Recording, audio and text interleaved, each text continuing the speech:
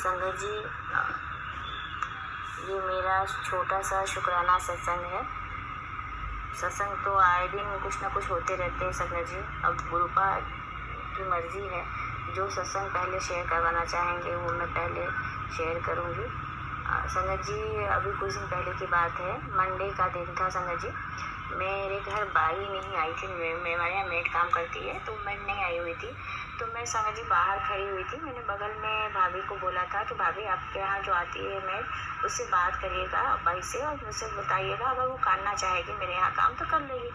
तो संगत जी इसी सिलसिले में मैं बाहर खड़ी थी कि आएगी, मतलब भाभी आएंगी बगल वाली आंटी जी, तो मैं उनसे बात करूँगी कि आप है ना अपनी बाई से बात करके मुझे बता दो कि क्या वो कंफर्टेबल है मेरे घर में काम करने के लिए।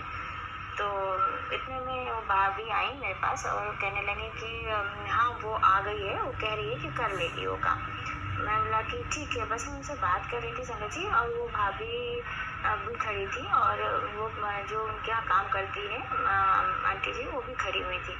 हम सब खड़े होकर बात कर रहे थे। इतनी ही देर में संगत जी एक वाइट चोले में जो ये होते हैं ना संगत जी, जो जिनको अपन वो बोलते हैं हिजड़े होते हैं जो मांगते हैं, वो वहाँ से एक बहुत तेजी से चल के और इस साइड की तरफ आ रहे थे संगत जी। और हम सब बाहर ही खड़े थे।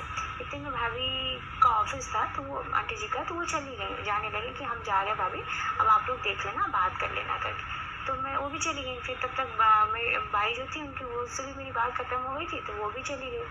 और वो जो थी मतलब जो हिजड़े आ रही जो थे सफ़ेद चोले में, मतलब हिजड़े के उसमें, वो एकदम तेजी से अब मेरी तरफ आए और संगत जी गेट खोल के मैं खड़ी थी।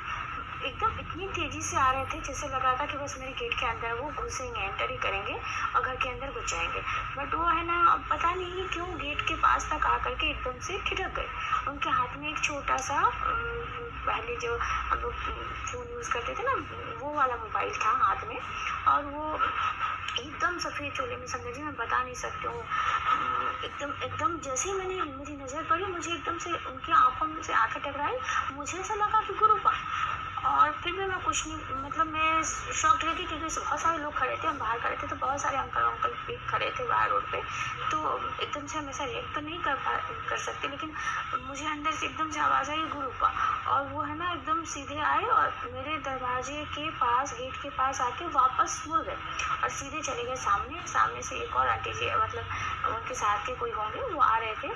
तो उनको फिर उनसे बात करने लगे और बात करके और तुरंत ही वापस मुड़े, और वापस मुड़ते में भी पूरे टाइम में मतलब हमारे घर की तरफ से, मेरी तरफ से देखते आगे बढ़े। मतलब ऐसा लग रहा था जैसे वो आते आते रुक गए, गेट के अंदर घुसते रुक गए। वो कोई और नहीं थे संगत जी, वो गुरुपा ही थे। गुरुपा ऐसे हमारे पास आते हैं कि हम समझ ही नहीं पाते हैं, और हम जब तक सोचे समझे तब तक तो चीज़ें हो जाती हैं।